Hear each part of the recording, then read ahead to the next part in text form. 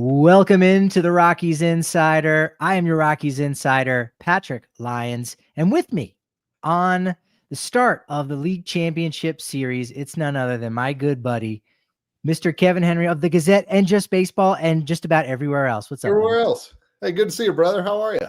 You're a man of the world, so I'm glad to finally pin you down when you aren't traveling overseas for international baseball, Dominican Winter League stuff. I mean, I'm sure you've got that plan eventually. Oh, yeah. Well, I mean, I do have some Arizona Fall League plans, so I'm excited about that. I haven't even told you that yet. So, but no, good to be here in Northern Colorado, and I'm ready for some good baseball, man. Absolutely.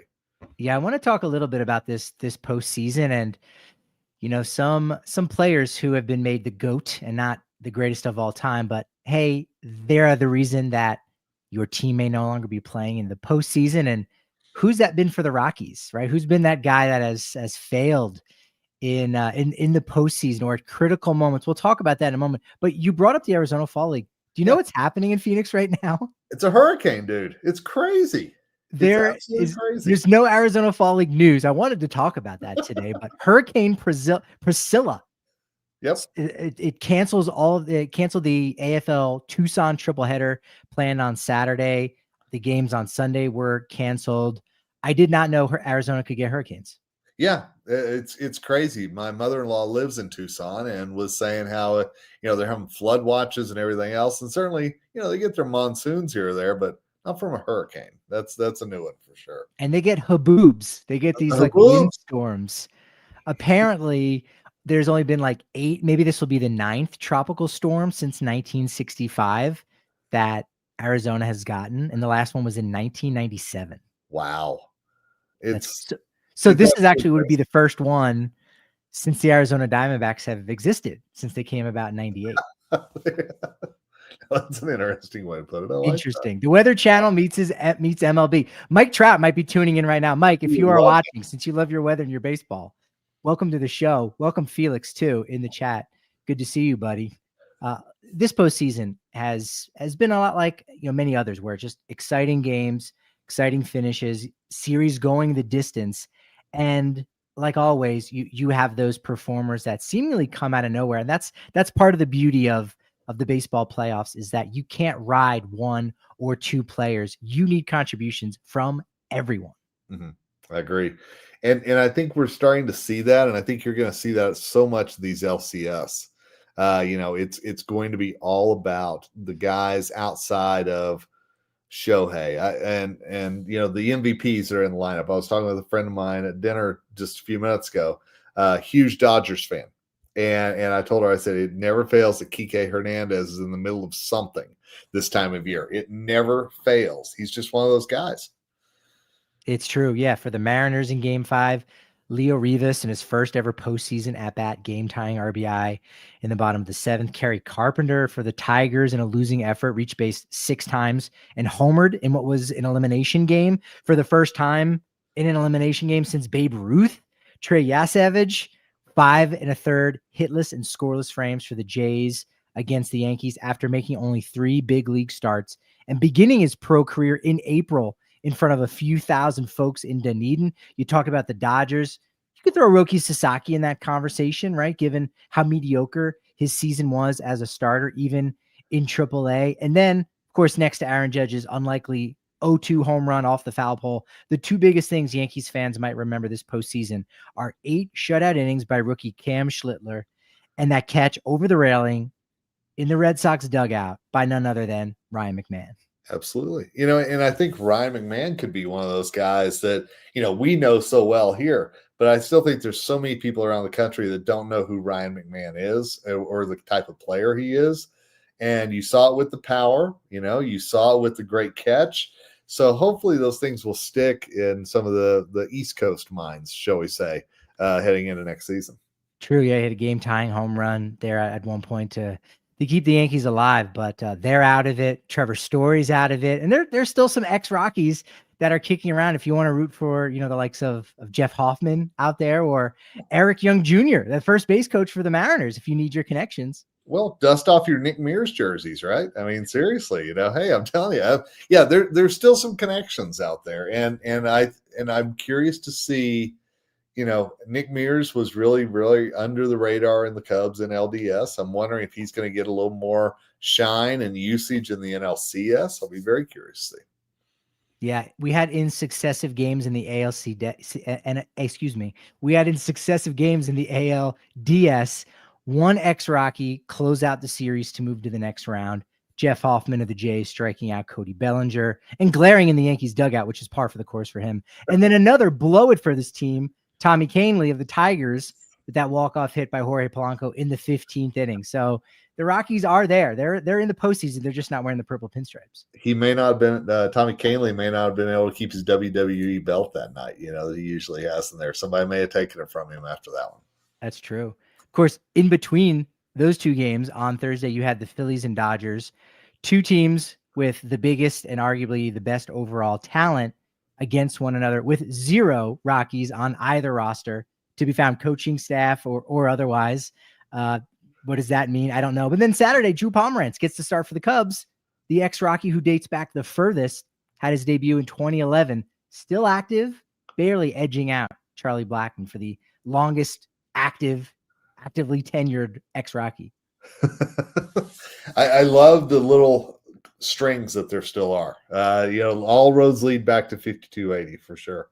It's true. Yeah, I want to talk to you about this idea that, Orion Kerkering, unfortunately, the big spot got to him, right? That pressure spot. I forget what it was with Clint Hurdle. I should have saved it. But Clint Hurdle had a post on social media about sometimes the pressure when it gets to you means you just weren't ready for it, right? And don't know how you get ready for that exactly, but you do feel bad for a young guy like that who only debuted last season and was good in the postseason for the Phillies, but now in Philadelphia, that play, the error to end a game, to end the Philly season, that's going to go down as one of the worst ends to a sports team's campaign. It will, and it's tough because he was such a reliable guy for the Phillies throughout so much of the season as well as the postseason. And I've heard so many people talk about Bill Buckner. There's been so many ties back to some of those moments that we all just went, oh no, and that was definitely one of them. But he's also a guy that you feel like still has so much of his career in front of him that there's still so many possibilities for him to erase that. But he's going to need somebody to really take him under the wing and be able to work on the mental side of forget that and move forward.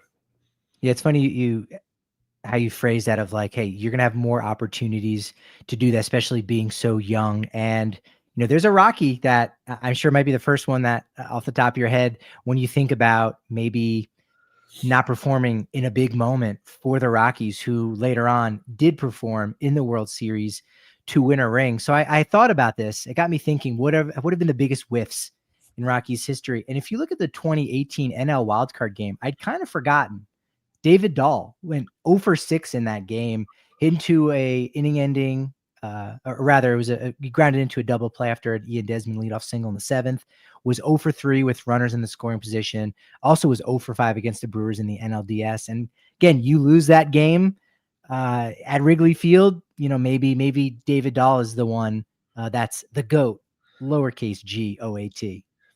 Absolutely. And I think, you and I were talking a little bit about this. I think for me, John Gray still stands out as that guy. And I think that may have been who you were alluding to just a minute ago. But I think there are a lot of Rockies fans who look back on if John Gray could have slammed the door a couple of times that he didn't, what might have happened, including that whole division title that has been so elusive for the Rockies. Yeah, him and Houston Street, which I'll break down in a moment, have to be 1A, 1B, and obviously more recent fans are going to say John Gray. You can just say the NL wildcard game, right? Done with 1 out in the 2nd inning, allowing 4 runs. Rockies made it close, 6-5. Bullpen couldn't hold on to it. And then the next time he pitches against the Diamondbacks, 4 2/3 scoreless frames in the 2023 World Series, including 3 innings in relief to earn the win in Game 3 at Chase Field. There's what Orion Kerkering is looking at going, hey, does anybody have John Gray's number in this clubhouse? I need to text him because maybe he can be my Sherpa to work through this kind of moment. And you and I have talked to John Gray so much. I mean, he's always had his emotions on his sleeve, and he always tells you what he thinks. And I think that's really important when you're going through something like this, is that you're not bottling it up. You're actually sharing it with others. And I was glad to see Kerkering was doing the same exact thing and do all the post-game interviews after that horrific moment for him as well. Yeah, that was impressive that he did stand up and talk to the press like that. You flash forward a year later, game 161, as you mentioned, in 2018, with the NL West on the line, tied with the Dodgers, who had lost that day. It was a Saturday against the Nationals. Rockies had an 8-game winning streak with 2 games remaining. Gray gave up 5 runs in the first 2 frames, pulled before the third, and 2 starts prior to that, he had gotten shelled by the Dodgers in LA in what was a 3-game sweep by the Dodgers. And what could have been the one time the Rockies won the NL West didn't happen. Unfortunately, they went on to play game 163. There were so many people that night that were ready to party at Coors Field. They were ready to celebrate, and you could almost feel the air go out of that night when John didn't come through. And those nights are going to happen, but it was just so magnified knowing what was on the line and what could have been. And then, of course, here we go into game 163. Here we go into the midnight flight to Chicago. Then all that stuff. Yeah, felt like after, I want to say maybe 2020, maybe 2021, when we spoke with Buddy in the dugout, there would usually be that one time after the cameras leave and it's just the beat reporters talking to him about different things and scenarios where you kind of look off into the distance, be like, that one start with Gray, like we could have had the West. It felt like once a season, once Arenado was gone, and it was like, hey, this is a different team. This is a different franchise altogether. Man, we had that one moment where we could have been on top. Absolutely. And, I was watching something the other night, just completely off, but a little bit on. I was watching something the other night when Archie Bradley was breaking down his triple in the wild card game. And I just thought that's so much pain right there in and of itself. Because I believe, was that Pat Neshek that gave that one up? I think it might have been. But yeah. But I'm telling you, that just those little moments along the way that you go, what if something else had happened? And Bradley's triple and that whole nightmare in Arizona that day is one of them. Debacle, right? Yeah, for sure. Yeah, I went back and, in 95, game 2 of the NLDS against Atlanta at home in Denver, 4-4 ball game. Darren Holmes comes in, can't get the final out of the 9th, 7-4 by the time he finally strikes out. Marquise Grissom. If Colorado had won game 2, they go to Atlanta, tied 1-1. They need to win one game, which they ended up doing in game 3, could have possibly come back to Coors Field for game 5 in that series. In game 4, in a must-win game, Brett Saberhagen, a 2-time Cy Young Award winner who was really bad in Colorado after coming over from the Mets at the trade deadline, where he was really good. He was an all-star in 94, 7.4 B-WAR combined with 21 wins over his previous 49 starts with the Mets. Unfortunately, he chokes. And then the 2007 World Series, take your pick, right? Either Jeff Francis in game 1 at Fenway or Josh Fogg game 3, the first one in Denver, both guys giving up 6 runs to the Red Sox. And you go, those moments were too big. What if? Could that have changed things? That's a huge what if right there. If that series had been played on a normal schedule, that's so many what ifs go into that. It's true. Yeah. And then with Houston Street, take your pick, twice in the matter of 24 hours. He ends up getting the loss, blowing the save, 2009 against the Phillies. Game 3 was a tie ball game against the top of the Phillies order. Okay, I guess. But game 4, though, Rockies get 3 runs in the bottom of the 8th to take a 4-2 lead. Top of the order again, 2 outs with 1 runner aboard, gets 2 strikes on Chase Utley, needs 1 more to send the series to game 5 in Philly, but no. Street walks Utley, Ryan Howard doubles, Jason Worth singles, Phillies move ahead 5-4. Rockies get a pair of singles from Cargo and Helton in the bottom of the 9th. Tulo strikes out against Brad Lidge, and the Rockies have to wait 8 more years to reach the postseason, 9 until they would win a game in October at Coors Field. Just it's really unbelievable. And Houston Street's one of those guys that I think so many Rockies fans look back on him and with very good thoughts. But you're exactly right. I think that there are those moments where he didn't come through, and had he been able to, how much would his legacy have changed or even ballooned in Colorado? Felix mentioning in the chat, and this is something that I think we've all touched on, but maybe there should be more time devoted to 2017, 2018 team with how young they were and the pieces that they had. And other than DJ LeMahieu, all of those guys were, should have been around, and most of them were for 3 more years. Yeah. And yet you only got 17 and 18, 2019. On July 1st, they still had one of the final wild card spots. So they were okay. And then you get nothing else out of it. This team that I imagine, at least half of Major League Baseball, if they could have said, you can trade your entire roster for the Rockies' entire roster after the 2018 season, I would have guessed most GMs and president of baseball operations would have said, like, yeah, all right, they've already gone to the postseason twice. They Yep. still got this great young core. They've got a couple MVP caliber players with Arenado, Trevor Story, Charlie Blackmon, and you go, this should have been the core, should have been the start of something great, and it just lost its steam pretty darn quickly. Oh, it absolutely did. And you look back, you and I have talked about that Father's Day series in 2019 against the Padres, and how that really was. It felt like that's what broke the franchise. It felt like that every bit of the momentum just went away after that series at Coors Field. But you look back, the Scott Oberg game, in Chicago, you look back at so many other guys who, outside of the big names, were still big parts of that. It was a really well-built roster. And I think that that's something that the Rockies just haven't had since. It feels like it's been a piecemeal with let's see if Daniel Murphy can replace DJ LeMahieu. Let's see. His name is slipping. Matt Kemp. Let's see if Matt Kemp still got anything left in his bat in 2020. Little pieces like that just it just hasn't worked, unfortunately. Brendan Rodgers is going to be the next big thing. Oh my God, yeah. Everything. Ryan McMahon will be a 30, 35 home run guy. And while, again, an all-star, did make an all-star team, perennial finalist for the Gold Glove Award, maybe not, meeting those expectations, the rotation kind of leveling off, other than Marquez with an all-star season in 2021, you don't get that again. But after 2018, right there at the end of that season, again, they were poised. I think a lot of people, in fact, in 2019, picked the Rockies to win the NL West. Like there were people that legitimately believed that, as did myself. Like, it was all lining up because you were bringing back everyone except DJ LeMahieu, and that was the most critical piece. That's where the dominoes started, right there. It's amazing. Yep. Well, this is a good transition to talk about the Mariners, but Christian Saez of DNV Rockies. Hunter Goodman will be the next Cal Raleigh. I like that. Why not? Okay. Right. You know what? And seriously, it's a why not thing. The one thing that I hesitate on with Hunter, okay, and I know that Christian will probably fight us on this, and others may as well, is this going to be another Nolan Jones? And I hope the answer is no. I hope that we don't have a breakout season followed by a huge step back, because the Rockies simply can't afford to have a huge step back from a guy who led them in so many offensive categories next year. And no, that's a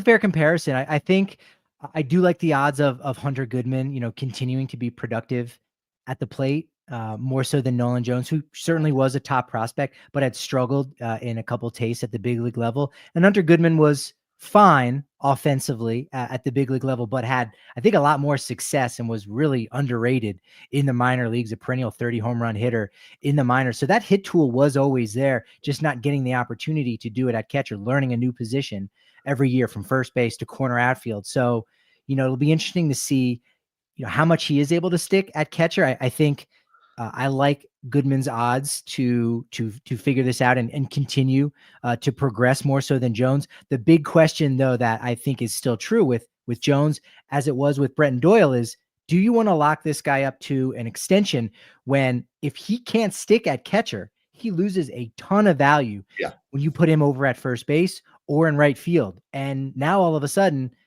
do you really want to extend a guy like that doesn't have that same value? Much of his value is at the catcher's position. 30 home runs is still nothing to shake a stick at, but look at how easy CJ Cron came as a perennial 30 home run candidate at first base. You can pick up those guys. They do fall off trees left and right, but as a catcher, that's what makes him rare. It just remains to be seen if he can stay there. Yeah, and the Rockies seem like they have a lot of options, shall we say, at first base, both currently and coming up.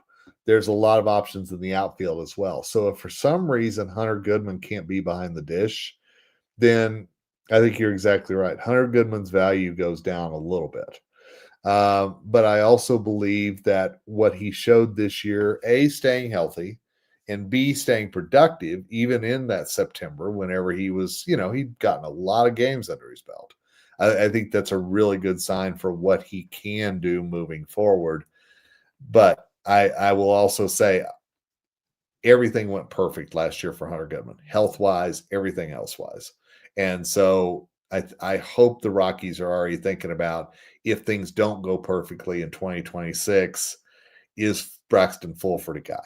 Can Drew Romo do anything? Do we need to pick a veteran up in the offseason? Things like that I think are really important questions for whoever's coming in next. Yeah, the fact that Goodman did not wilt there in the final month, just like Nolan Jones didn't wilt at the end of 2023, I think that bodes really well. So, all right, Mariners. Man, is that the team that has you most excited for this postseason? Because look, we're guaranteed for a first ever World Series matchup. And as a baseball addict, I do love this, but I'm not sure if the rest of the sporting world will appreciate it. Jays haven't been to the World Series since 93. That's a 32-year drought. Brewers haven't been there since 82. That's a 43-year route. And the Mariners have never been to the World Series. Mariners, Brewers, who says no? You know what? Why not, right? And I think there was a really interesting article that came out in the Wall Street Journal the other day from Jared Diamond about how that this what happens in the LCS is going to set the talking points for what could come in the CBA. Because what if it's the Mariners and Brewers, and the Blue Jays and Dodgers, who spent the money in the offseason, go to the side, just like the Mets, just like the Phillies, just like everybody else that spent? And I thought it was a really fascinating point, because if two small market or lower spending teams, shall we say, make it and show that you can do it with the right roster construction, does that set the tone then for the folks in the CBA who want to point toward a salary cap and other things to say, yeah, it can be done. Here's two examples right here. Yeah, that's true. That's an interesting thing, because you're right. Toronto versus LA, we would actually have a real World Series, right? Two countries at least playing against each other. The best in there, a lot of white and blue there, but Mariners, Brewers. I was texting with one of our friends from the press box earlier today. Like, I don't know how many people would care that, well, the Milwaukee Brewers were originally the Seattle Pilots in 1969. And after 1 year, Bud Selig was a part of a group that moved the team to Milwaukee to become the Brewers. And that's why they have the same colors, because the Pilots were originally navy and gold. And so there is that, connective tissue, which is interesting. Jays, Mariners, Brian Wu back on the M's roster. Max Scherzer, Chris Bassett back on the roster again for the Jays, but Bo Bichette left off the ALCS roster, left knee sprain, which has kept him out since September 6th. Andres Jimenez done a really fine job at shortstop. Jays haven't really missed Bichette at this point. He started running this past week. If someone gets injured, in this series, maybe Bichette gets activated. If not, maybe he becomes an option for the World Series. And I wonder what this does to Bo Bichette going into the offseason as well. What happens to his free agent market, all these different things where he could have been on such a spotlight to show off what a special hitter he really is, statistically. But I'm very curious to see now if he can get healed back up, get back in there, if there is a World Series, as well as does it impact his free agency? It's true, yeah. Dodgers, Brewers finally win a series, taking it to the limit against the Cubs. Their first playoff series win since 2018, when they swept Colorado in 3 games by a margin of 13-2, held Rockies scoreless for the final 19 innings of that series. Rockies scored in just 1 inning that series, 2 runs in the 9th in game 1. And the last time that these two teams met, Brewers, Dodgers, 2020 playoffs, Brewers lost both games in that wild card round that year. 2020 was so long ago that the Brewers had a double play duo of Orlando Arce at shortstop and Keston Hiura at second base. You know what that is? That's baseball. That's beautiful, is what that is. So how much weight do you put into that the Brewers swept the Dodgers this year? That they went 6-0 against the Dodgers this year? Does that matter to you when October comes? No, it's interesting. Yeah. I think, and again, could I be wrong? Sure. I think the Dodgers have essentially sandbagged their regular season because they were so talented going into the year. We all said, look, the regular season doesn't matter. You put everybody on the IL at various times. They'll figure a way out to win their 90 plus games, go to the postseason. Ideally, they could get a bye like the Phillies or Brewers did. They did not, so they had to play an extra series. Fine. That was easy playing the Reds. So the regular season meant nothing to them. Did they intentionally lose those games? No. But did they play shorthanded? I'd have to go back and look to find out what they were going through during those series and why they lost. But to them, I think they're looking at it like, this is great. We've lulled them into a false sense of comfort. They think they're great. What they did, during the regular season, they should do again. No, that we've got you right where we want you. So to me, that doesn't mean anything else. Any other combination of two teams, maybe, but just anyone against the Dodgers. Dodgers are playing chess. We know that. They are, and I think you're exactly right. This Dodgers team that we're seeing in the postseason is so different than the one that was actually happening, during the regular season. And yeah, Christian's exactly right. I mean, I wrote for the Gazette that the Dodgers are like Thanos. They are inevitable when it comes to this time of year. It just is.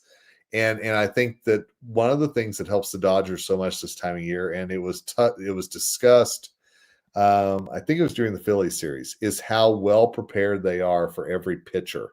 And the scouting that is done ahead of time is just so much different in LA than it is in other parts of baseball. And so whenever you're in a 7-game series and they can really focus in on what could happen and all the possibilities, they're really good at that. And that's why they keep progressing. I should also mention that Brent Suter started one of the games in that Brewers-Dodgers series in 2020. Hey, do you know anyone that ended up going to the Paul McCartney concert on Saturday night? Put me in, coach. I'm ready to play center field. John Fogerty of CCR, not Paul McCartney of the Beatles, but tickets were like kind of affordable. Like it were just under $100 for like upper deck, pretty much behind home plate, to see a living legend. Had I been in town and it was a nice night, I mean, it would not have been so bad. But yeah, still some good stuff happening at Coors Field. Still some bright lights happening, so that's all right.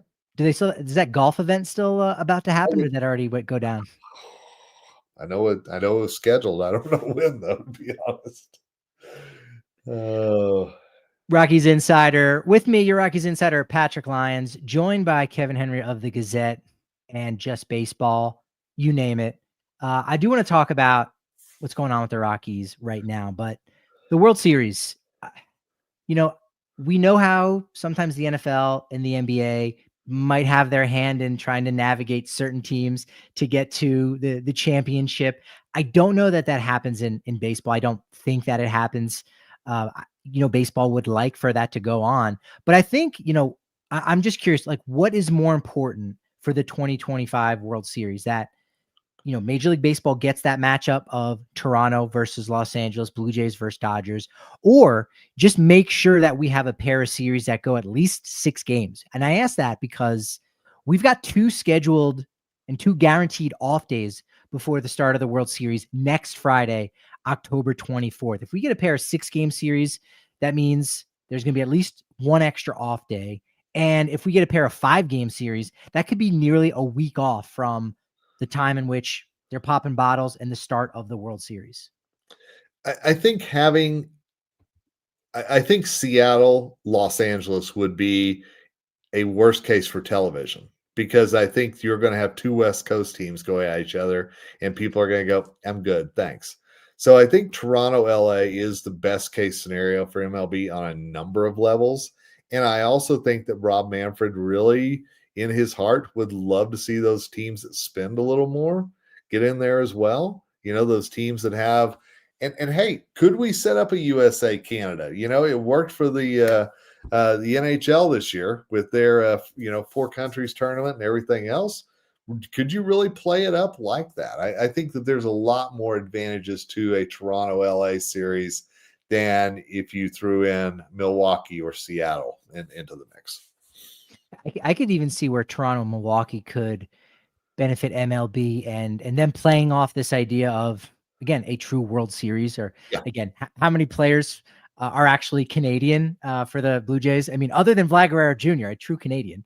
But you got the World Baseball Classic coming up next spring. So again, playing off this idea of Canada versus the United States, hey, we're going to have the sure. real deal, Canada versus the United States, next March. And there's still some World Baseball Classic qualifiers going on right now. Hearing our guy, Tyler Mon from Denver, calling some of those games already. So I think even that could kind of work with Toronto and Milwaukee. Yeah, I thought Seattle, Milwaukee might be the lowest, but you're right with that all West Coast flair and people being kind of tired of the Dodgers. I Yeah. can see that too. Yeah, I think so. I think Cal Raleigh does generate a lot of buzz right now. And I think he's gotten that just because he's been chasing Aaron Judge. So all the Yankees fans and the East Coast has been paying attention to that, and with the MVP talk as well. But I think once you get to the postseason, if you don't have something that's pulling in multiple parts of the country or multiple countries, shall we say, yeah, I think it does lose its luster a little bit, unfortunately. And I think we saw that even with Arizona, Texas, a few years ago. I think everybody was, it's a Southwest World Series, and that was about the extent of it. Yeah. Hey, BD energy, right? Big dumper. That's what it's all about. Yep. Exactly. Uh, let's talk about the Colorado Rockies right now. There's been so much movement in their front office. First with GM Bill Schmidt departing, then you have assistant GM Zach Rosenthal stepping aside. Should fans be very hopeful right now, or would they be correct in just holding their breath for the time being? I think they should be hopeful because I think that they've made it very clear that they are going to try something different. And I think just because you've been with the franchise a long time doesn't mean you're going to stay with the franchise.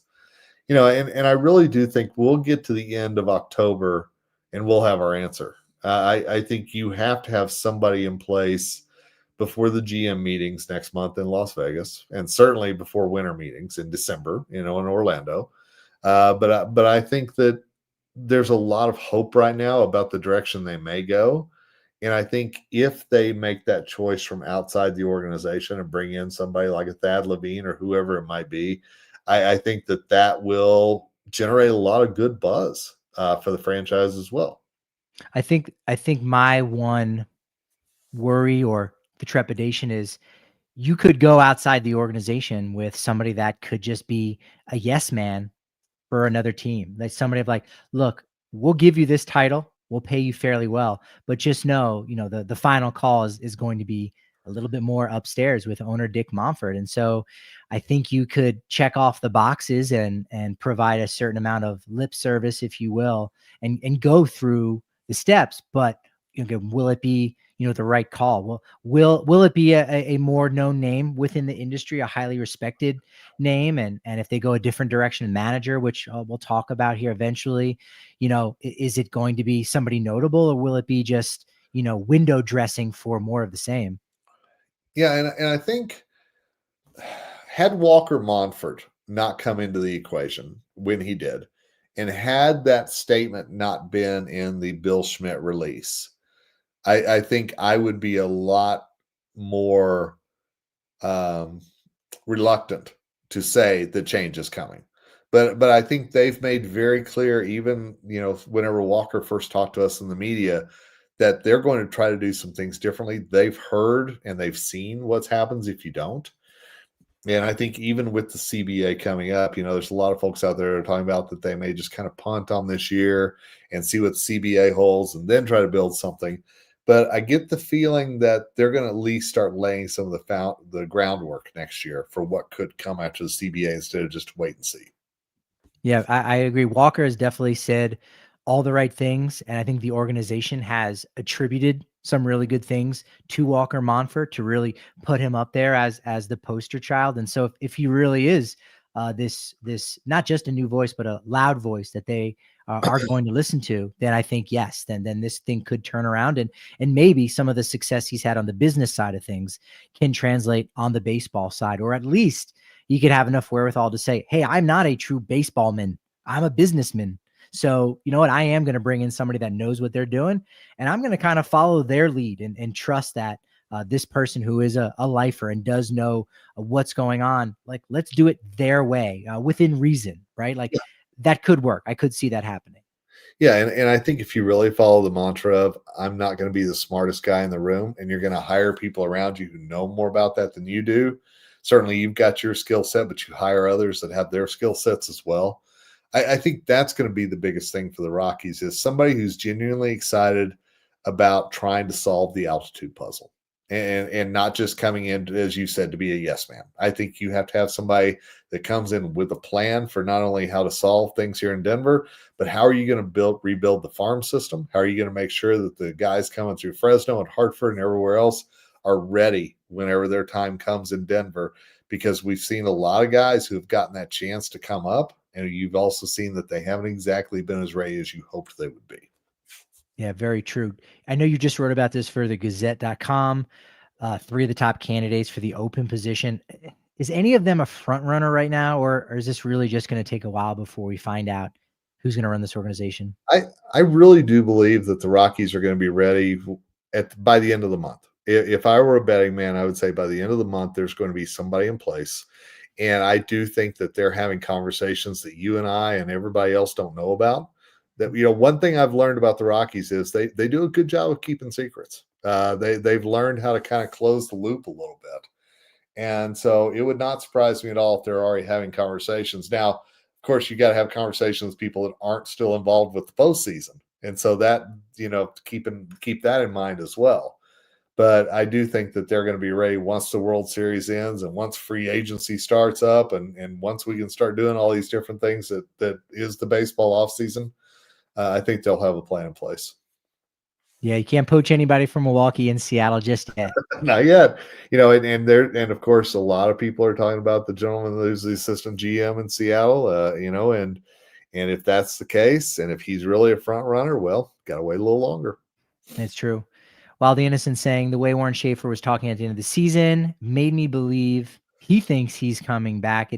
I got the same sense too. What do you think is going to happen with interim manager Warren Schaeffer? Is it gonna take the next, GM coming in? And could you see the next GM, regardless of who it is, saying, you know what? I'm not gonna say that's my scapegoat, but we'll have Schaeffer come back for at least one more year. And if it doesn't go really well, we can just get rid of him and get a fresh restart the next year in 2027. So you can kind of have your cake and eat it too. My guess would be one of the first things the new GM is going to do, or the POBO, president of baseball operations, whatever we're going to call this person, is he's going to talk to the players. And if he talks to the players, he's going to learn very quickly they are all in Warren Schaeffer's camp. And so I think one of the best things that you could do is to say, all right, we're going to stick with this. You said you had a plan for what happens. Whenever I talked to him in San Diego, he said very adamantly, you give me an off season and I promise you we can build a plan to be better whenever we start the regular season. Take him up on it. If you've already got guys that are willing to run through a brick wall in that clubhouse and he's got a plan for how to make them even better, give it a shot. The worst thing that can happen is it doesn't work and you've got to go back to square one. But I also think that Schaeffer has at least earned that right to start the season in the manager's role. Yeah. I'm going to bring up a couple names that the Rockies could go with in a moment, but Dusty Baker's on that list.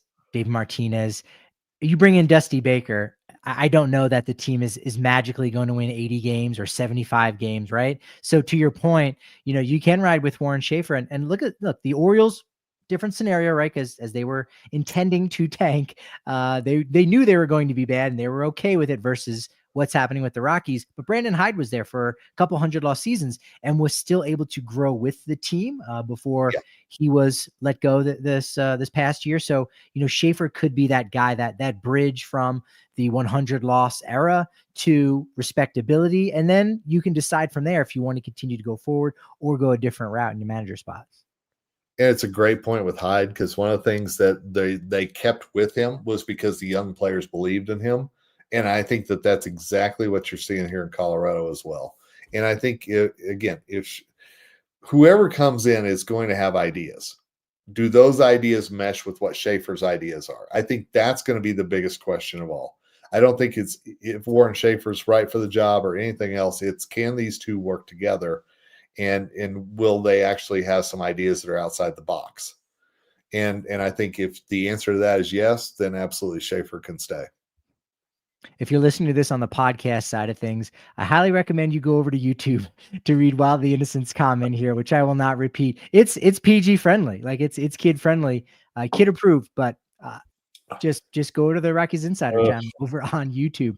All right, so I get these random emails. I think you did too, because you even sent it to me, a screenshot of the top 20 names from a certain betting website. Warren Schaeffer isn't even on this list of 20 names, which I found to be very interesting. And number one on this list, he's now available for the Rockies to talk to if they want to go that route. And that's Tigers bench coach George Lombard. And number two, right behind him, David Ross, 4 seasons as a Cub manager, last in 2023. Either of those names, jump out to you in any capacity? I mean, I think David Ross has shown, I mean, obviously, how ironic would it be to have a guy who, was teammates with Chris Bryant in Chicago, as the manager. I think that would be fascinating. I personally, I like the thought of David Ross if they're going to go outside. I think bringing in David Ross, bringing in knowing what he knew it took to win in Chicago, knowing how they had to build that franchise back up and all the things they had to go through. I think anybody that's faced hurdles and has overcome them, I think it's a good choice to at least talk to them and see would they be a fit. Jim in the chat saying, I want to believe real change is coming, but I do still feel some trepidation about whether or not this is for real. Sure. And I think that's the sentiment for a lot of fans. As you can see that, okay, this could be, we've hit the bottom. I've described it as a plane, coming down for a crash, and then you're pulling back on the yoke and you're skimming along the top of the tree line. I feel like they've been skimming across the top of the tree line for a couple of years now, and maybe they are going to finally pull back up. But maybe until they do, or maybe until there's more significant changes, we'll find out. And maybe we'll get those answers this offseason. You have to hope this offseason you can go, all right, I'm back in. I'm ready to ride this to the next relevancy, and maybe even the next postseason in 3 years. But it's going to take a good offseason for that to happen. And I think that once, the other thing that is coming is, Walker Monfort will take over at the start of the year for Greg Fiesel. In Greg Fiesel's role. And I don't think we can underestimate enough how important that's going to be, because if the Rockies come out and say, when he takes this over, Dick is going to take a step back. He's still going to be owner, but he's not going to be as hands-on as he was. And really, he's turning it over to Walker to kind of lead the charge. And I think something like that would do so much good for the organization and for the fan base as well, just to say, okay, the last name's the same, but the outlook's completely different. And if you see change there, you see change at the GM spot, maybe you see change at the manager spot. I don't know what else the organization could do to say, we're tired of this too, and we've got to turn this around. In the comments, always liked former catchers as manager. Sure. The third name on the list was an interesting one. Danny Lehman, a former minor league catcher, bench coach right now currently for the Dodgers. He was born in Denver, but he went to high school in Texas, the Woodlands High School, same as Drew Romo. And best fun fact of any manager, I think probably on this list, his uncle is Dog the Bounty Hunter. Swear to God. No way. Danny Lehman, bench coach of the Dodgers. So when you're watching the series, his uncle's Dog the Bounty Hunter. I looked it up on multiple sites to support. I'm like, there's no way this is legit. It's legit, apparently. You know what? Bring him in for a press conference. I think that'd be fantastic. That's great. Team USA manager Mark DeRosa is fourth on this list. Fifth, Ryan Flaherty, Cubs bench coach. He's available to talk with Dick Monfort and front office. He's also the front runner for the Orioles position right now. And as it turns out, he's married to the sister of Nick Markakis' wife. So they're both married to sisters. And yeah, they were teammates on the Orioles together. Still not as good as Dog the Bounty Hunter being your uncle. No, that's a winner right there. Is Dog the Bounty Hunter from Denver? I thought he was from. I don't know. That's a great question. I do not know that. Oh, there's another connection right there. Could be. I think one of the most interesting names on this list, Rocco Baldelli's there. Nick Hundley, former Rocky, who's a front runner for the Giants position. You got Joe Madden, who has a great resume, loves Colorado, loves Boulder in particular. When he was in college, played for the Boulder Collegians. That's where he proposed to his wife. Freddie Gonzalez managed in Miami and Atlanta for a while, served as a third base coach for Atlanta this past season. But one of the most interesting names on this list is Tony Vitello, who is the current head coach of the University of Tennessee. Yeah. Lots of success with the Vols under his leadership, including a national championship last year in 2024. We know Rockies certainly have a major affinity for players coming out of Knoxville. Tony Vitello, could they possibly go outside the box with a choice like that? It's possible. And I get the connection, and obviously I think the Jordan Becks of the world would be very happy with that for sure. But I think you've got to have somebody who brings us in that you don't want this to be their first time. As weird as that sounds, and this is my opinion, in an MLB dugout leading a charge, I'm not sure that this is the place that you want somebody to have their first experience. I think you need somebody that's going to be able to, if it's not Schaeffer, be able to say, I've worked with young guys before in my previous job. This is how we were successful. This is how we molded them, because a lot of these young guys in that clubhouse are going to be looking to this new manager, if somebody replaces Schaeffer, to bring them along the way that Schaeffer was. And I think now that's the expectation in Denver. And if you want a sort of inexperienced manager, you've got one that already actually has managerial experience in Warren Schaeffer that has that familiarity with a lot of these young guys from Tennessee or otherwise. And I think we all remember Nick Saban, his foray into the NFL, right? What worked maybe in college doesn't always work in the big show. Yeah, Urban Meyer in Jacksonville. Yeah, absolutely. And I think the question that, I agree with that. I think the question you've got to ask is, if you're going to replace Warren Schaeffer and you bring somebody else in, what do they do better than Schaeffer did? And I really think that if you start narrowing it down to that a lot of these guys that we're talking about are on the list fall off pretty quickly, because they just don't have the skill set that the Rockies need right now with the way that this roster is currently constructed. Also on this list, former ball players Yadier Molina and Torrey Hunter. You got Bob Melvin, Bruce Bochy, Brandon Hyde, and then another former manager of the Rockies, who could be one of the top candidates in Atlanta, Walt Weiss. I don't think that would be revisited by either side, maybe more so than Walt Weiss. I don't know. I think Walt Weiss is a little bit down on the Rockies after how things ended in 2016. And as much as we love Bud Black, I think that the Bob Melvins, the Bruce Bochy's, any of these managers that have been around for a while, I just don't know that that's going to click right now with who these guys are. If they bring in more veterans and they turn this roster over, talk to me. But until then, if you're really going to go with the youth movement, I just don't see that. Yeah, no, I agree. I think that kind of manager has a place for a sort of middling roster that you want to get more out of to take us to the next level. But for a roster right now and an organization that is so down and is so low, you sort of want someone that's like, hey, they're down on me too. Like we're all going to have to do this together. Not, hey, follow my playbook. I've done this before. That's not the kind of manager you're going to need. So Davey Martinez on this list, Don Mattingly, Dusty Baker don't fit. And the last one, 40-1 odds, Matt Holliday. He said he wasn't interested when I asked him in the dugout, and would he change his mind? But it was very compelling, his response, saying, look, I still got 2 kids at home that I want to see them graduate. I think he loves being a dad. And I think the further he gets away from that playing career, the more he is willing to say, like, no, I love this new role as a dad. And maybe I will come back to that. I thought maybe that was gone forever and I didn't want to lose it. It's just on a timeout for right now. I do want to be a dad.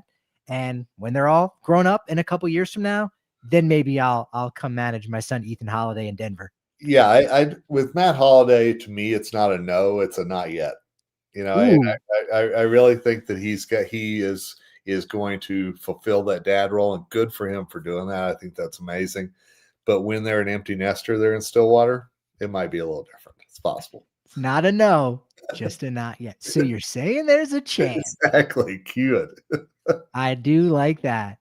If everything goes right for the person that gets appointed as the next GM or president of baseball for operation, how quickly do you think you could see the Rockies back in the postseason? Or really, should it be more simply about being a contender? Should that really be the bar for them at this point? Yeah, to me, I think it really does. We know we've got next season. We don't know after that. And I don't think the Rockies are going to be anywhere near it next season. And I think baseball could look different after that with what happens with the CBA. So, I think that you could still see a return to relevancy this decade. I think that that's very possible.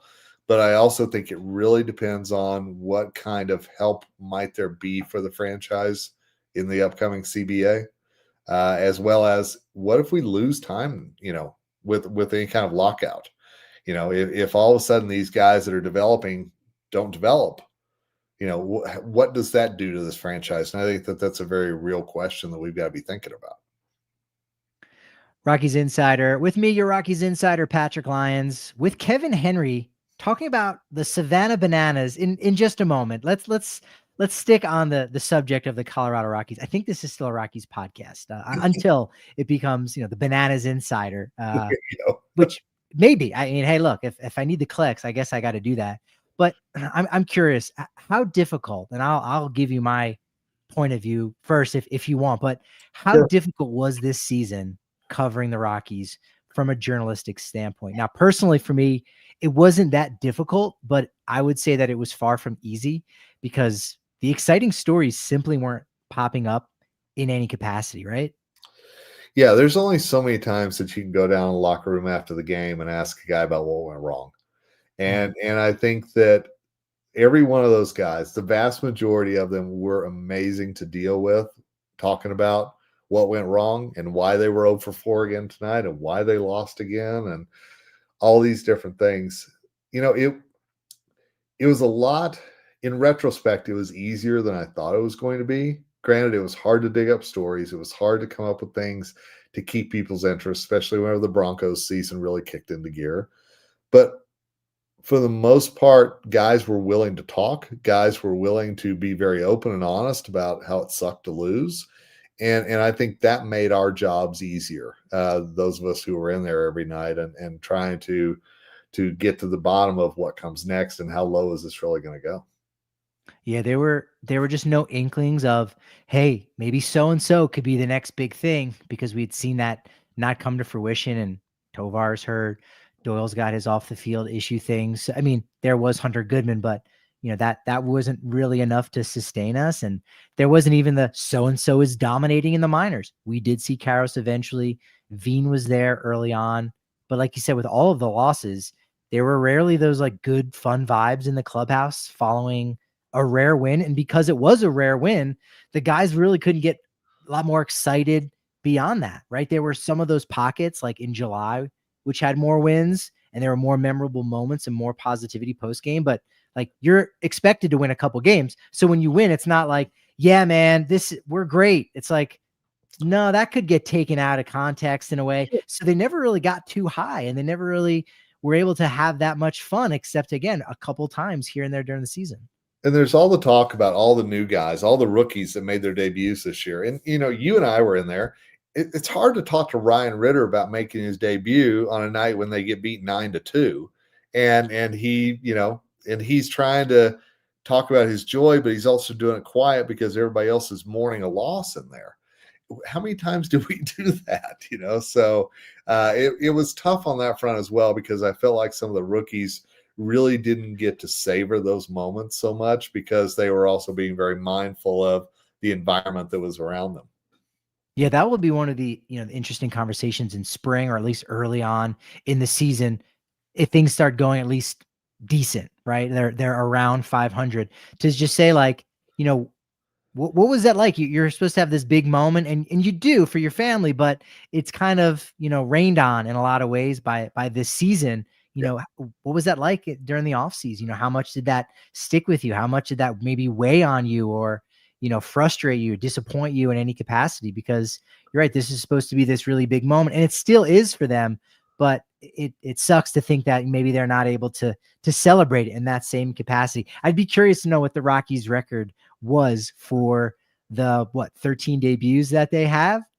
Probably 3-10, maybe. Who knows? Maybe. Yeah, that's it was tough. I mean, Ritter stands out to me still because he had a smile on his face, but he's also talking so soft, because he knew everything that was going on. So but yeah, maybe spring training that's worth a conversation. Dugan Darnell. Yep. And then if there was a win, the music's playing so darn loud, you go, I can't understand what they're saying either. Between the ABBA playing and Def Leppard, Cher, Do You Believe in Love? Yeah. That's another thing too. I think the Rockies need to improve they need a vibologist. Yes. Either on staff or just someone who has that experience. You got to have some veterans in the clubhouse. You got to have somebody that knows how to work the aux cord, because it was really, I think, lacking a little bit in the post-game celebrations for those wins. I still remember the first night we heard Cher and ABBA and everything. I was like, oh, okay, that's a choice. And then the second or third time we heard it, I'm like, really? This is what we're doing this year? Okay. But hey, got to do what you got to do. Yeah. So if anyone follows Renee Deckert on Blue Sky, she would post the Cher and be like, they did it. And I imagine at a certain point, and this is to her bit, right? To her credit, people are like, what does this even mean? Like, well, that's what they're playing. Exactly. Right. Bringing up Renee, like talking about how difficult this season was, which again, not that difficult, right? We've got it pretty good. But for me, like the camaraderie between those of us in the press box who's had to suffer, the past 7 losing seasons and 3 straight 100 loss campaigns, that was also something that kept me going, right? It was talking to Patrick Saunders, Patrick Harding, yourself, Renee, Michael Kelly, Manny Randhawa, Christian Saez, Andrew Mason, like a couple of the guys that jumped on board in recent years. And like, we're kind of all going through it. Same thing with the folks on the TV side and the radio side, in front and behind the scenes. Like, hey, we're all going through that together. And I think that also helped kind of, work through a very long season that even by the end of April was like, we've got 5 more months of this to go. Yeah. And I think we're workshopping in our head, what are we going to talk to Warren about today? What are we going to ask the players after a 10-1 loss? I mean, and there was a point in the season, and you hit it on the head just a minute ago. It was May. And I think we all in the press box were starting going, this is starting to feel like August already. I mean, just the vibe that was there. And that was about the time that Buddy was let go and Warren was brought in. And I really do think that turned around the vibe in the clubhouse. I really do think that you could feel a little bit of difference in there starting in May and June about, we're losing, but we're also learning at the same time. And it's not a hopeless situation. In the chat, what was Chase Dolner like in his rookie efforts? I think there was still a lot of promise for me, right? If again, you look at his best starts, which is cherry picking, but not a ton of rookie pitchers, who were drafted only 2 years ago out of college have had that kind of success for the Rockies. Did he also have those struggles? Absolutely. Look at what he was able to do on the road as opposed to what he did at home. And you say, okay, there is a ceiling here that does allow you to be hopeful. Did it go maybe as well as you would have liked? No, but still, I was still impressed, by him and getting sent back down, coming back up and showing, a lot of ability and a lot of different starts. And, again, things go differently, like in that Dodger start where it starts pouring out of nowhere. The umps don't call it. There's a pop-up that ends up moving, like 18 feet and it falls. It doesn't even get an error. So those are all earned runs against him. Those are some of the things the box score can't show. So when you consider that, I think Chase, had a really solid rookie season that I think a lot of people won't be able to credit or attribute that much success to, despite the fact there was still a lot of success there. And there was a lot of maturity as well. I mean, he was a guy that would be very open and honest about what worked, what didn't, his frustrations. And to me, I think that's something whenever you're talking to a player after the game and they can break down, I know I did this. Next time I'm going to do this. It shows you the thought process as well as that there is a plan in place. And with Chase, I think he's a guy that's going to learn so much from what went wrong this year that I think it'll make him stronger moving forward. Yeah, I do too. Are there numbers? We just got the 2025 season in review, and I've pretty much gone through most of it. I didn't go through all the players, but there were so many things of like, oh yeah, or oh right, or yeah, that was traumatic, so I blocked that out from my memories. I don't know if there's anything that stands out for you, but I think one of the first ones I read was like Hensley Mullins, the hitting coach for about 2.5 weeks of the season. I was like, oh, it makes me kind of widen my eyes and nod like, oh yeah, that's right. I forgot we had that. Yeah, the whole Alan Trejo experience. I think that's something, you look back whenever they needed to have an infielder. But again, that speaks to, I'm just going to say, it speaks to how the roster was constructed, that we even had to get to that point. And granted, there were a lot of injuries that had to happen before Alan Trejo was purchased from the Rangers and brought back for a few games. But I think that was such a red flag for this franchise whenever you had to do that or else. And I think that spoke to a lot of what went wrong this year, both injury-wise and roster construction-wise. Yeah, it's not like the NFL where if you have just a spate of injuries at QB, like you're shopping for someone else's number, 3 QB. It's like you should have planned for this. Like where was the planning in that? Like, yeah, that made my list too. Like that's the runs per game being the lowest in franchise history, less than 3 runs per game on the road, lowest since the 1981 Cubs, and the lowest road batting average and lowest road OPS in team history, lowest road batting average since the 1908 Philadelphia Athletics, who had 203 in 79 road games. Yeah, I think this year's team's going to remember for being bad, but on the road, horrific. I mean, seriously, and I think it was our friend Andrew Mason that pointed out how good they were in like games that they had to win in order to not be swept in a homestand, or whatever it might be. But man, this team, when they left Coors this year, yeah, it was not good on so many levels. And after losing 19 consecutive series, they win one on the road in Miami, of all places, right? Taking 3. Weirdest. That was so weird, honestly. That whole sweep in Miami, and at the time, we thought, my God, the Rockies are better off than the Marlins are, and yet it was the Marlins that bounced back, and they were in competition for the playoffs for a little bit there. Yeah.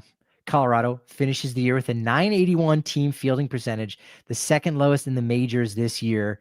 Per Fangraphs, the Rockies finish with a -59 defensive runs saved, fewest in the majors by 13. Fell a little bit shy of what owner Dick Monfort said could be one of the greatest defensive infields in the history of baseball. What were your comments or your thoughts on those comments at the time? Was this just an overly excited owner that was maybe trying to sell the 2025 team to a group of Colorado fans at the Friends of Baseball event they have every year at the end of January in Greeley? Or do you think that some of the powers that be in the Rockies front office were actually trying to maybe sell him some false goods or some false hope? Oh, no, I think the Thairo Estrada deal, that everybody thought this was going to be the thing. This was going to be it, not only on offense because he puts the ball in play, but on defense as well. And then, of course, we know the broken hand and everything else that happened with Estrada, Tovar getting hurt. So you never had that middle infield that I think everybody thought was going to be so magical. It never materialized. So I do think it was a worst-case scenario, but I also think there was a bill of goods sold with Thairo Estrada on a number of levels this year. Yeah. I believe Tovar and Estrada played with each other only 3 times this year. Yeah, it's crazy. I mean, seriously, they were ships in the night, man. It was crazy. First inning ERA was atrocious. Antonio Blaine Crim story. Yeah, I like that. He's the first base version of Tim Melville, in my opinion. Yeah, he's a Steven Cardullo. I mean, absolutely. Give me a little bright spot there. But Blaine Crim, yeah, I'm curious. Actually, he's a guy that I'm very curious what happens to him in the offseason. Seriously. Yeah, I did want to ask you about that because that was one of your articles from this past month, part of Kevin's take on the Gazette about what they could possibly do at first base. And it's interesting with Blaine Crim how he's going to put his name in there, but the Rockies $145 million payroll, the luxury tax payroll that is this past season. Right now, they're looking to be under $100 million with McMahon's $12 million coming off. He was supposed to get $16 million next year. He will, but from the Yankees. Marquez $10 million comes off the books. Gomber $6.3 million. So the payroll could be its lowest in a decade, it's $45 million below. Going into next season, could the Rockies split the difference, add 20 plus million in payroll? Could a first baseman be one of those guys? I don't know. I mean, one of the guys that I think would be a great fit for the Rockies, and he could be a guy that could hold the first base warm until Charlie Condon arrives, and that's Josh Bell. I think you get a switch hitting Josh Bell who has really good numbers at Coors Field. You bring him in. They're going, and I know there are people out there that are tearing their hair out right now, going, "Oh no, we've got all these, we've got Warren Bernabel," and you're right, you do, but you've got to have veterans on a roster. You have to have somebody in there, and I don't think Kyle Farmer may get run back. It's a possible that Kyle Farmer's back next year, but I think they add some veterans, and I think they spend a little bit to add some veterans who have some pop as well. And I think Josh Bell, until Charlie Condon is ready, I think it would make a lot of sense. It makes more than a lot of sense, actually, Kevin. You bringing that up, I think we were texting about that a week or so ago. Yeah. I said, "Oh, that's a master stroke for a guy that made a little over $6 million. He's just going year to year, so he's not going to break the bank by any means, and it's going to, like you said, keep the seat warm for Charlie Condon, a veteran presence there. Great clubhouse guy. I mean, went to high school with Trevor Story. So Bell's one of those guys where the last couple years I can remember talking with someone saying, "Oh, Josh Bell's great. Here, let me introduce you," and talking with him and just kind of, chopping it up, and just seemed like a real down to earth, great guy. And that he'd be a perfect fit, I think, for this roster. And the thing that, I get a lot of pushback from people whenever I suggest the Rockies sign a veteran. And my comment back is always, we thought Zach Bean was going to be able to tear the ball off, cover off the ball whenever he came up. We thought all these rookies were going to be able just to make this huge impact. And the vast majority of them don't at the first. And it's very possible Charlie Condon could be that guy as well. Now, hopefully he hits the ground running. But the Rockies have to have a plan B in place. If he doesn't, who's going to help him take the pressure off and play in his place for a little bit? And I think Josh Bell could be that guy. I think Blaine Krim could be a guy as well. I really do, if they want to stay internal. That's a great way of phrasing it, but it's a hard concept for some people to get, because as you said, Josh Bell is plan B, and yet they do that first. Right. Yeah. Because you can't do it the opposite. You can't say, "Hey, let's wait for Charlie Condon, and maybe it takes him to make his debut until 2027. Let's say things don't go the right way." You can't go back in time and get Josh Bell in 2026. They don't have DeLoreans anymore for that, unfortunately. So you got to do Josh Bell first, and allows you to have your cake and eat it too. If Condon's ready, you're not going to go, "Well, come on, Josh Bell is on a 25 home run pace. He might hit 90 RBI this year." You go, "Fine, we can just move him at the deadline, or he becomes a DH. Yeah. Or again, he's a veteran presence where you can mix and match, where he gets more off days, and you can start Charlie Condon." You're right. Plan B just happens to come first. You look at the Nick Martinis, the Kyle Farmers, the Keston Hiuras, all these guys that they signed as veterans in the offseason last year. And I guarantee you a guy like a Josh Bell would make such a bigger impact than signing these guys. Now, I know they were cheap. I know that they were veterans. Therefore, it clicked. I get that. You're going to spend a little bit more for Bell. You're going to spend a little bit more for some other guys as well. But as you said, you've got some roster flex or some payroll flexibility now. Put it back into the team so you get some bangers instead of just some guys that are holding on to a spot. And I think you get what you pay for. Yeah. And as you said, all those guys were non-roster invites. They didn't last the entire year. And so, yeah, you're going to have to pay a little bit more. Still, less than $10 million for Josh Bell, a guy who averages 140 plus games. He just doesn't go on the IL, right? He might have those rough patches, but he has one of the best abilities, availability. So I think he checks off that box in a really, really big way. So that makes a lot of sense. Also in the chat from Christian, who's the first pitcher we see debut next season? Do you want me to go first, or do you? Yeah, dude. Yeah, I want to hear. I'm thinking somebody. Let's see what you're thinking. Gabriel Hughes. Oh, I think he's the one. Yeah. I thought he was going to debut at the end of this season anyway, because he has to be placed on the the 40-man roster before the Rule 5 draft. So I think he'll probably be that first guy. You still got to be worrying a little bit about the elbow. This was his first full year after Tommy John surgery, but still, I think he is the most ready guy. Certainly can make the case for Sean Sullivan, who was great at AA, hasn't yet pitched in AAA. So you could go either way. I just think Gabriel Hughes is ready right now. I think so too, and I think there's enough, as you listed the reasons right there. I think there's enough reasons to say he will be that guy, and again, they're going to need those guys next year. Without Marquez around, with Senzatella going to the bullpen, you're going to need some guys to step up and step in, and I think Hughes is one of those. Steven in the chat saying, do free agents want to sign with the Rockies? Word on the street, many times the Rockies don't even get their phone calls returned if they're making the phone calls. No, I don't think a lot of look, there's a disconnect between the Rockies and a lot of free agents, partially because the Rockies aren't in a position really to, add a lot of the bigger named players. And if you're a bigger named player, it might take a lot to come to Colorado and be a part of an organization or a group of young players that could take a while, to get back to relevancy. And if you're looking to go to the postseason, you might be able to get paid and not, have to deal with that, those growing pains that come with being part of an organization. So the Rockies have a bad reputation right now, but I think they've earned that, unfortunately. They have, and I also think that it's one of those that I think if new leadership's in place and you also show that you're willing to spend a little bit extra, maybe call it the altitude tax, whatever you want, or the 119 loss tax to bring them in and say, we're going to need you. Yeah, absolutely. You know what? I do think that there's a reputation out there, but I also think it's probably going to turn around a little bit too. There could be an alta tax. We'll say that. Yeah. Jim saying, will the Rockies keep Chris Bryant regardless of whether or not he plays? That's the $182 million question, right? Yeah, I mean the contract's guaranteed, and so unless they can find some insurance loophole, which from everything I've been told, there isn't an insurance loophole, and Chris Bryant's not going to be to say, here it is back. Thanks.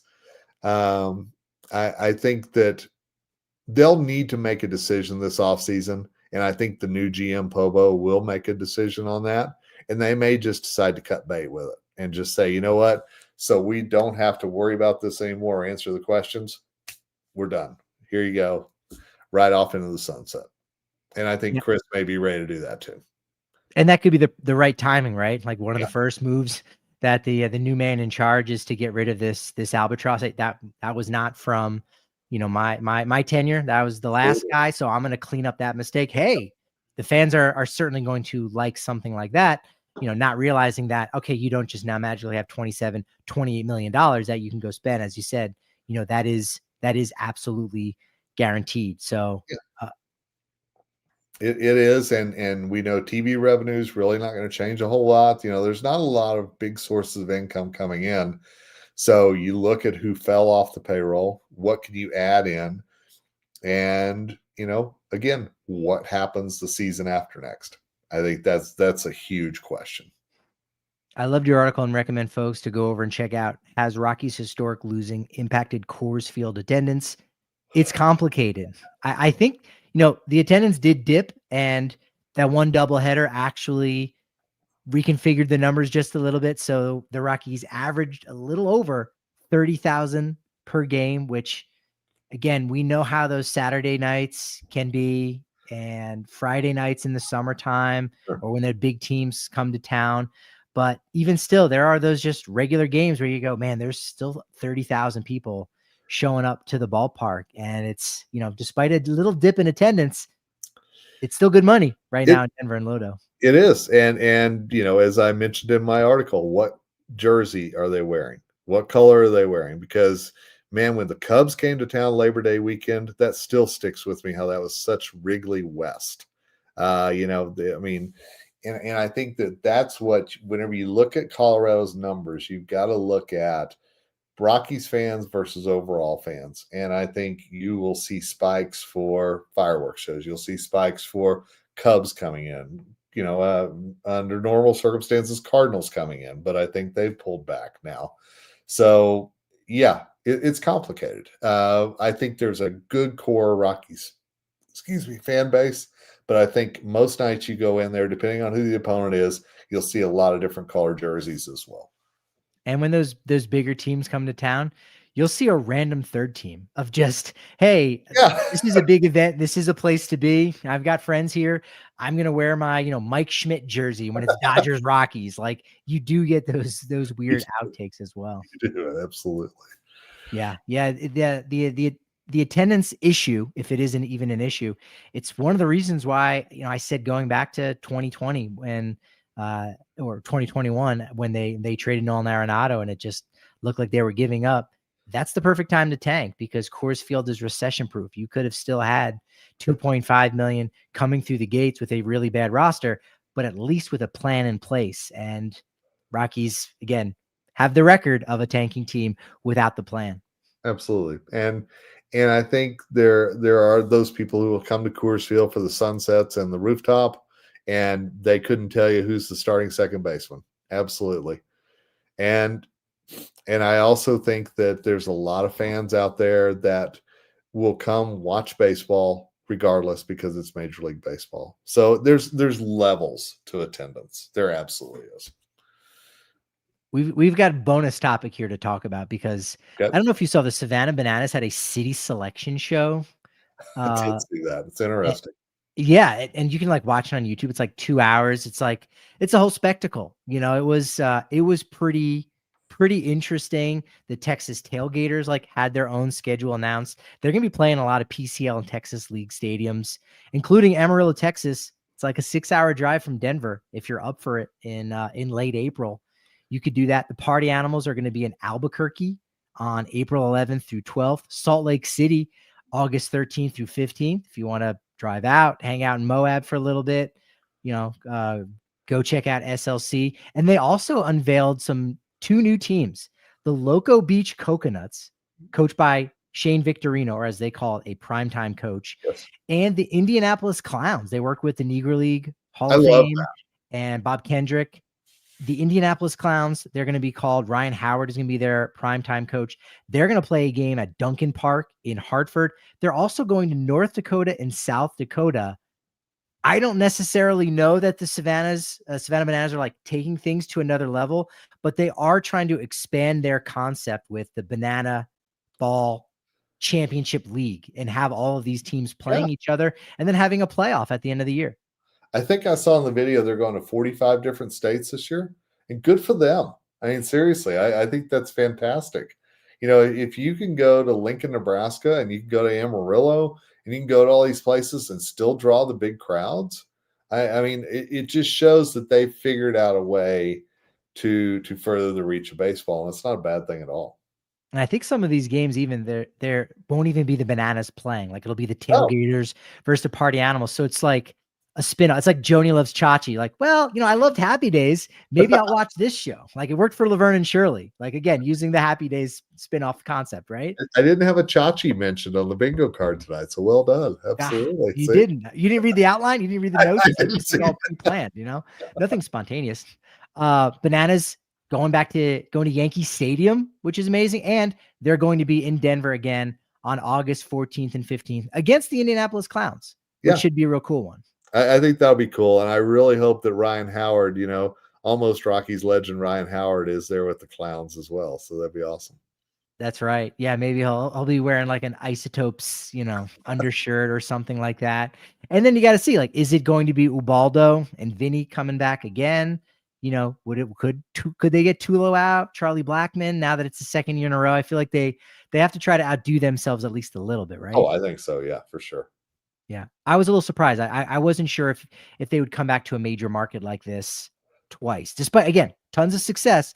But you almost want to make certain places like wait for it, right? Yeah. Like, oh, it's 2 years, so now I have to go. But the fact that they're going back to some of these places, twice in 2 years, I mean, says a lot about how much of a stronghold they have right now. And I think they were impressed by how Denver showed out in the energy and everything else. So I think they were excited to come back to Coors for sure. Yeah, they've got the BBCL Banana Ball Championship League, their own playoffs, October 1st through 4th in Savannah, Georgia. Naturally, October 10th is the Banana Bowl. So they're going to be in 75 stadiums, like you said, 45 states. Apologies to Alaska, Hawaii. So that's on their list for 2027. Oh, sure, of course. New Jersey, Vermont, and Wyoming. Sorry, Renee. No. Casper Ghosts get no love. I'm telling you. 14 MLB stadiums, 10 football stadiums. The Texas Tailgaters have a game at College Station, and it could be the first 100,000 fan game in Banana Ball history. It seats 102,000. They also play at Neyland Stadium in Knoxville, Tennessee, which has just under 102,000 seats there, where the Vols play in the SEC. Are you not going to pull Todd Helton in for that game? Come on. That one, yes. Yeah, that one, absolutely. Well, I don't know. Could you send a twofer? Like, does he come back in Denver? Like, you can play that tune in Denver and in Knoxville. I think that would work. Absolutely. I agree with that. They had 3.2 million fans go to their games in attendance last year. So they outdrew the Colorado Rockies. Well, they won a few more games too, so good for them. Hey. Did I hear a laugh off camera? It sounded like you're in a studio audience and there was like a laughter from one of the camera crew. I thought a laugh track going. Could have been. Yeah. Final question. If there is a 2027 lockout, could the Bananas take over the viewing for baseball during that period? I mean, they're going to jump on an opportunity like that. I don't necessarily know what that means. I guess that'll be our version of the KBO, like during the pandemic in 2020. But the whole lockout situation is a work stoppage, just like a strike is. So is that going to happen at the end of next year? We're a little too far away to know now, but I think the Players Association learned that when you go on a strike, it doesn't necessarily give you the leverage you would hope for, because that's what the players did in 1994, saying, hey, our only chance is to do this. And then maybe we're out for a week, 2 weeks before we're back to work and sort it out. And the owners just did not blink. And I don't think that the owners would blink this time either. No, I think the posturing will start at this year's winter meetings. I think we'll start hearing a lot about it in December, and the drums will start beating. At Patrick D. Lyons, MLB on X and Blue Sky, Rockies Insider on YouTube. Kevin, let folks know where they can check out all of your wonderful stuff. Thanks for joining me this week. Oh, man, it was fun. Absolutely. Now, at KGH23 on Blue Sky and Twitter, or X, sorry. And then on the DenverGazette.com. Absolutely would love to have you join. Appreciate you dropping by. Appreciate the momentum you've provided me with here today. But I think, as you know, that kind of momentum, unfortunately, can only be as good as my next show. So, of course,